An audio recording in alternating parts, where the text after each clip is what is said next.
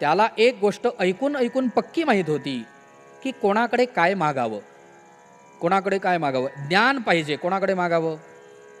ज्ञानाची अपेक्षा आहे आपल्याला. ज्ञान देणारी देवता कोणती? गणपती. बुद्धी देतात.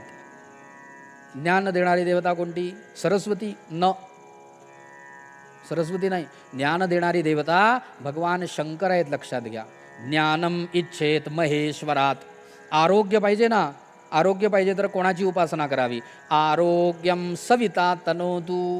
आरोग्यम, आरोग्य सविता, सूर्यनारायणाची उपासना करा, आरोग्याची प्राप्ती होते. ज्ञानमिच्छेत महेश्वरात. बरं का, मोक्षप्राप्ती पाहिजे. मोक्षमिच्छेत जनार्दनात. मोक्षप्राप्तीची इच्छा आहे तर भगवान विष्णूंची आराधना करावी, कारण ते मोक्षदाता आहेत. ज्ञानप्राप्ती भगवान शंकरांकडून प्राप्त होतं असं त्याने ऐकलं होतं आणि म्हणून त्या ठिकाणी बसून त्याने